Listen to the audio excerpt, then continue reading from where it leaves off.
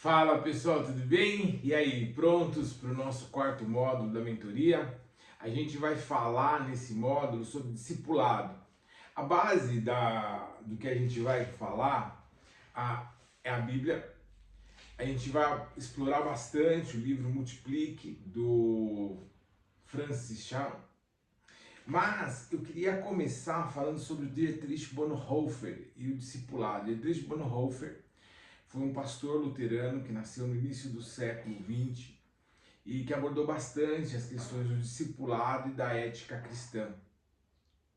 Ele foi assassinado em 1945 pelo Terceiro Reich porque ele decidiu confrontar e enfrentar o avanço nazista na Alemanha. E ele foi preso em 1943 numa tentativa de conspiração para assassinar Adolf Hitler e foi condenado à morte em 1945.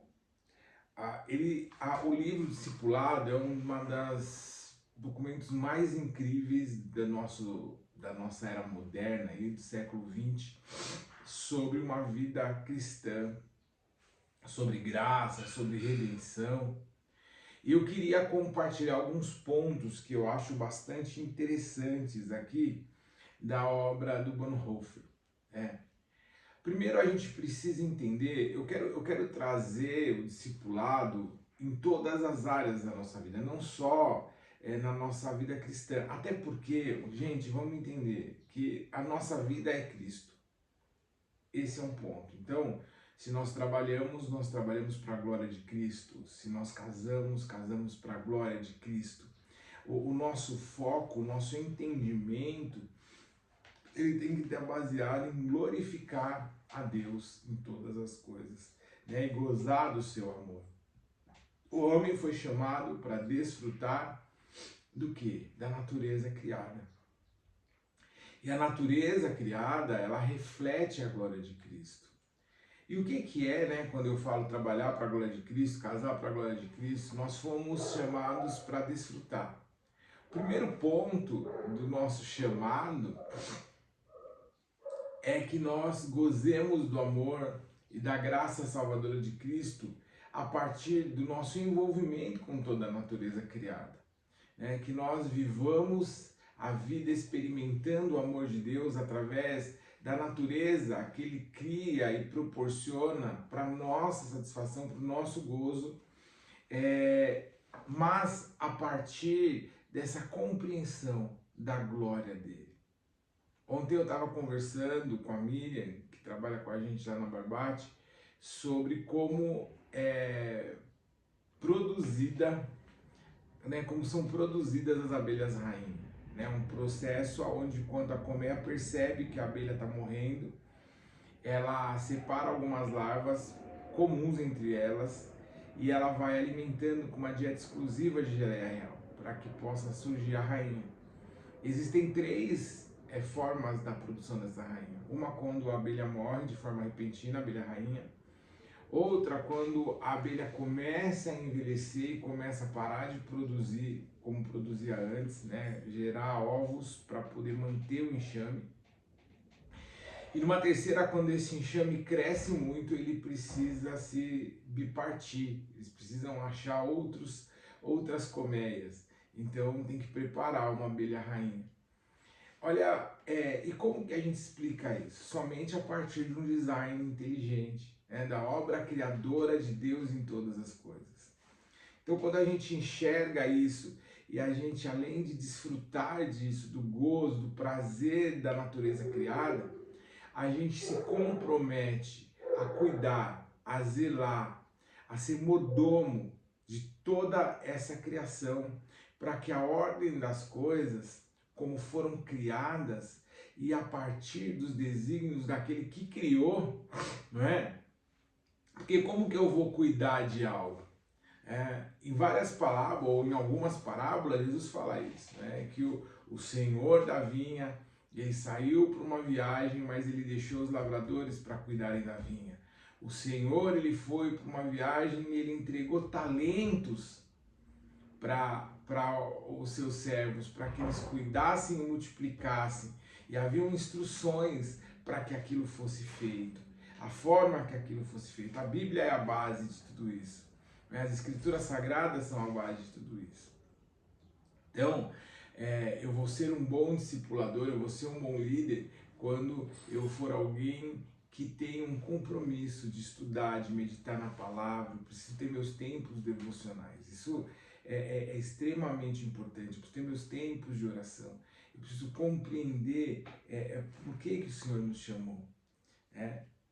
Uma outra coisa que eu preciso entender, aqui esse vídeo vai ser bem assim, espiritual mesmo. Eu vou pegar alguns princípios do Bonhoeffer. O primeiro é a graça custosa. O Bonhoeffer, ele faz muito uma separação entre essa graça custosa, que é um perdão sem arrependimento, um batismo sem discipulado, sem comunhão, sem confissão, né? Ela não é a graça que o Senhor nos chama. O Senhor nos chama por uma graça custosa, porque custou um alto preço.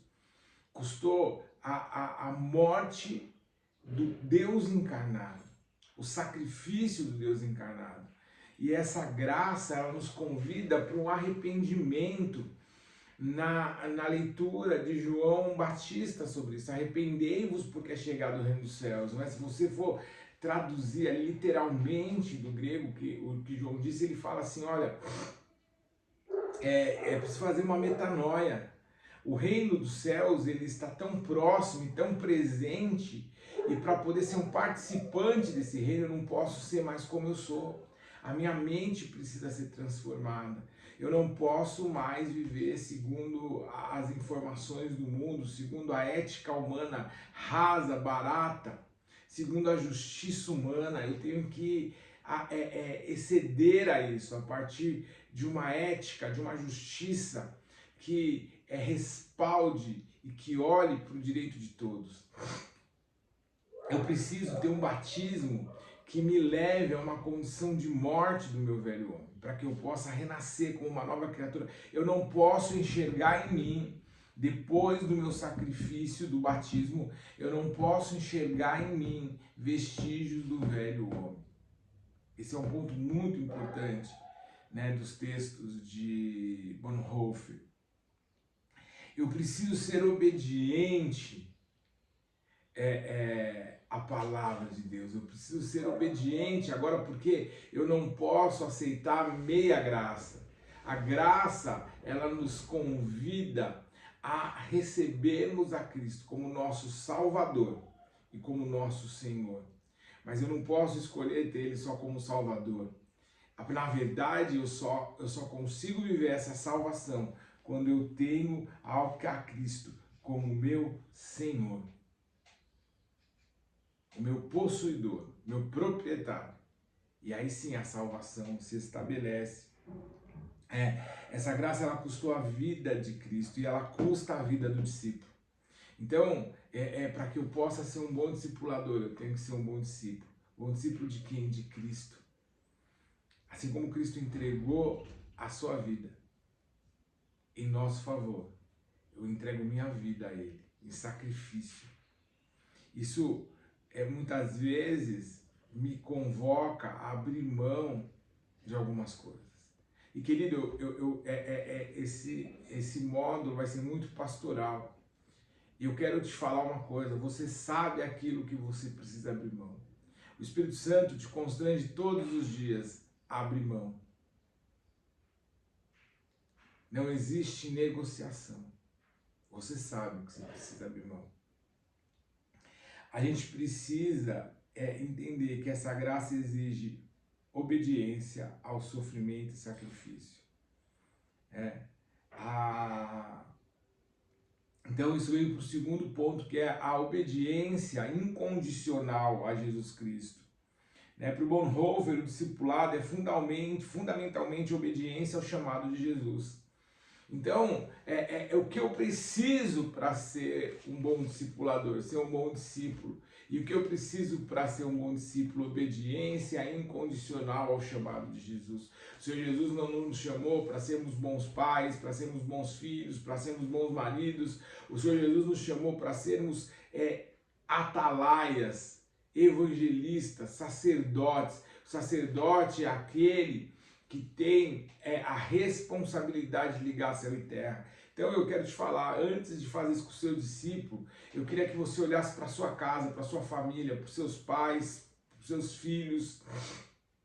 Você tem sido aquele que tem feito essa ligação entre céu e terra, na sua família, no seu trabalho, nos seus negócios, na sua forma de proceder. Você tem inspirado pessoas, encorajado pessoas a desejar o reino. A obediência nos leva a uma vida de oração. A obediência nos leva a uma vida de leitura. A obediência nos leva a uma vida de contemplação. Antes de guardar, de dar segurança, eu preciso desfrutar. Desfrutar do quê? Da presença, do amor, da graça de Jesus. Eu preciso ter tempo para o Senhor. Quanto tempo da sua vida você tem dedicado ao Senhor? E desejo, essa busca do Senhor, ela vai nos levar... Sabe quando você começa a andar muito com uma pessoa, você começa a compartilhar os mesmos traços dessa pessoa, a mesma forma de falar, a mesma forma de pensar, começa a acontecer uma similaridade, as coisas começam a ficar comuns entre vocês. Então isso nos leva ao terceiro ponto, que é a conformidade com a imagem de Cristo. O objetivo do discipulado é a conformidade com a imagem de Jesus. Isso não se trata apenas de imitar seus atos externos, mas de uma transformação interior que molda nosso caráter segundo de Cristo. Essa transformação ocorre através da comunhão constante com Ele, da meditação em Sua palavra e vivência em comunidade com outros discípulos. Então, olha só, se eu não tiver uma vida comunitária com outros discípulos, eu não vou conseguir manifestar o amor de Deus. O apóstolo Paulo fala, não vos conformeis com esse século, ou seja, não toma a forma desse século. A gente vê hoje muitas igrejas tomando a forma desse século.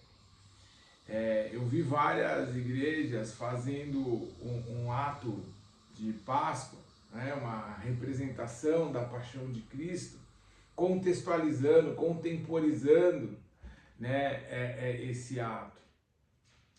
Por quê? Porque o mundo tem pedido isso, porque a secularidade da vida tem pedido isso, tem exigido uma transformação, uma reedição da Bíblia. Mas nós não devemos nos conformar com esse mundo, mas ir nos conformando à imagem de Cristo. Cristo, ele é carismático, não é? Ele tem o carisma, ele atrai as pessoas a ele, mas ele é provocante, no sentido de confrontar o nosso ego, o nosso orgulho, confrontar os nossos desejos, as nossas vaidades, os nossos pecados. Se não houver esse confronto, Cristo não está sendo gerado em nós. Em amor, mas é necessário. Se a gente não tiver esse tempo de oração, esse tempo de busca, esse tempo de buscar encontros com Deus, a gente nunca, guarde isso, vai estabelecer uma relação onde nós vamos nos conformar à imagem de Cristo. Ok? Quarto ponto, sofrimento e a cruz. Bonhoeffer argumenta que o sofrimento é inerente ao discipulado. Assim como Jesus carregou a sua cruz, os seguidores devem também estar dispostos a carregar a sua. Sofrimento não é um fim em si mesmo, mas uma participação no sofrimento de Cristo e um meio de nos conformarmos à sua imagem. A cruz não é algo a ser evitado, mas abraçado como parte do chamado para seguir Jesus. Ou seja, o Senhor não nos chama para uma zona de conforto, mas Ele nos chama para uma zona de confronto. Nós precisamos inspirar os nossos discípulos, inclusive, a entender que nós vivemos num mundo caótico. A Bíblia fala que o mundo jaz no maligno, então o sofrimento ele é inerente. E existem situações de sofrimento na nossa vida que elas são não só necessárias, mas elas são reais e insolúveis. Não há uma solução para esse sofrimento. O luto, a perda, eles vão acontecer. Eles são inerentes ao mundo.